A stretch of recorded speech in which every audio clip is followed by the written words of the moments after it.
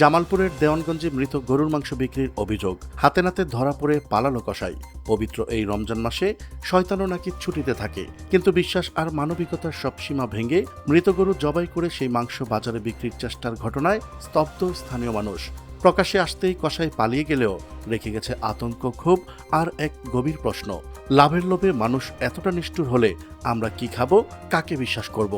যে মাস আত্মসংযম, সততা আর নৈতিকতার শিক্ষা দেয়, সেই পবিত্র মাসে যদি এমন জালিয়াতি চলে, তবে মানুষ বাজার থেকে কোন বিশ্বাসে কিনবে গরুর মাংস? তা জানাবো আমাদের সহকর্মী শহীদুল ইসলামের ভিডিও চিত্রে। চলুন শুরু করা যাক। চর আমখাওয়া ইউনিয়নের টুক্কারচর গ্রামে মোহাম্মদ তারামিয়া দীর্ঘদিন ধরে মৌলভীর চর বাজারে গরুর মাংস বিক্রি করে আসছিলেন। অভিযোগ রয়েছে, গতরাতে একটি মৃত গরু জবাইয়ের প্রস্তুতি নেওয়া হয়। রাত প্রায় 2টার দিকে এক স্থানীয় ব্যক্তি বিষয়টি জানতে পেরে ঘটনাস্থলে যান।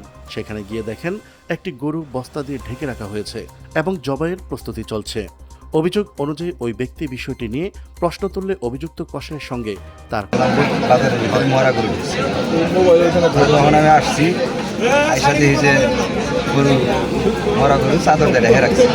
এক পর্যায়ে বিষয়টি গোপন রাখার জন্য তাকে অনৈতিক প্রস্তাব দেওয়া হয় বলেও অভিযোগ উঠেছে। নিরাপত্তার কথা বিবেচনা করে তিনি সেখান থেকে সরে যান। পরদিন সকালে বাজারে ওই মাংস বিক্রির প্রস্তুতি চলছে এমন খবর পেয়ে স্থানীয়দের সহায়তায় ঘটনাস্থলে যান তিনি। এ সময় এলাকাবাসী জড়ো হলে অভিযুক্ত কসাই তারামিয়া ঘটনাস্থল থেকে পালিয়ে যান।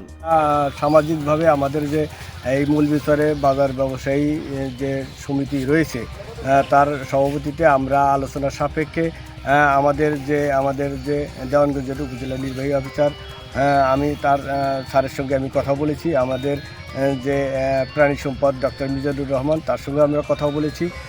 কিন্তু এখানে আসলেই তো মূল যে কসাই, সে কিন্তু তারামিয়া, সে কিন্তু এখানে তাকে পাওয়া যায়নি। না পাওয়া যাওয়ার কারণে আমাদের যে একটা ভ্রাম্যমাণ আদালত, তারাও কিন্তু এটা করতে পারে নাই। আমরা এখানে ব্যবসায়ী থেকে শুরু করে সকল যারা সুদীজন থেকে শুরু করে আমাদের যারা যুব সমাজ রয়েছিল, তাদের সঙ্গে আমাদের সে এই চরমখাওয়া ইউনিয়নে আর কসাই ব্যবসা সে আর করতে পারবে না, আমরা তাকে আর করতে দেবও না। খবর পেয়ে ঘটনাস্থলে উপস্থিত হন চর আমখাওয়া ইউনিয়ন পরিষদের চেয়ারম্যান মোহাম্মদ জিয়াউল ইসলাম জিয়া।